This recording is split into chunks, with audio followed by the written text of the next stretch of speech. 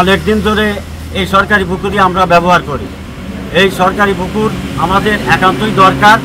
এই সরকারি পুকুর জবরদখল করে এই আবু বকর মোড়ল আর এরা ইউনুস আলী এই দুইজনে খাচ্ছে, এর হাতের থেকে আমরা রেহাই পেতে চাই। সরকারি পুকুর, এই পুকুরই আমরা গোসল টোসল করি, পানি খাই। সেই পুকুর আবু বকর মোড়ল ইউনুস শেখ ভূমিদর্শীরা ডিগ্রি করেছে, সেই বনিয়া দেখাতে চায় অবৈধ ডিগ্রি। আমরা চাই ওই পুকুরটা জনগণের স্বার্থে উন্মুক্ত চাই। ফকিরহাট উপজেলার সদর ইউনিয়নের 4 নম্বর ওয়ার্ডের তৈবাড়ি বটতলা উত্তরপাড়া গ্রামের তৈবাড়ি বটতলা নামক স্থান। আমরা আজকে এখানে মানববন্ধন করেছি এই জন্যে যে আমরা ছোটোবেলা থেকে জেনে আসছি যে এই যে পুকুরটি এর নাম হচ্ছে কাগতির পুকুর।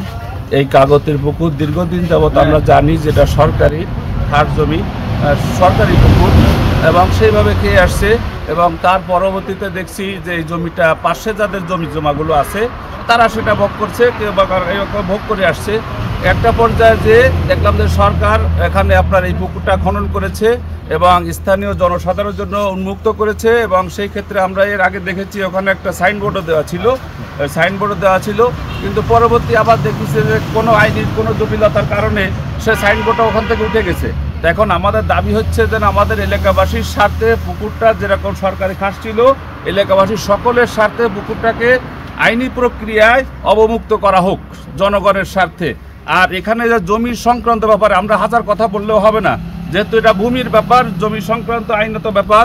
সেক্ষেত্রে আমরা মনে করি যে জেলা প্রশাসক মহোদয় এবং তার অধীনস্থ রয়েছেন আমাদের ফকিরহাট উপজেলা নির্বাহী কর্মকর্তা এবং অ্যাসিস্ট্যান্ট এবং আমাদের আপনার কি বলবো যে সাব রেজিস্ট্রার মহোদয়, অর্থাৎ ইনরা 3 জনের যদি একটা টিম যদি এখানে সরাসরি সরেজমিনে তদন্তপূর্বক এবং কার কী কাগজপত্র আছে সেগুলি দেখে তারা যদি সুষ্ঠুভাবে একটা আমাদেরকে প্রতিবেদন দেয় যে হ্যাঁ আবু বকর মোড়ল বা ইউনুস যদি জমির পুরস্কৃত মালিক যদি কাগজপত্রের সাথে পায় তারা খাবে, যদি মনে করতে না সেখানে নেই খাবে না, তাহলে আমরা চাচ্ছি যে এটার কাগজপত্রের সঠিক একটা তদন্ত হোক।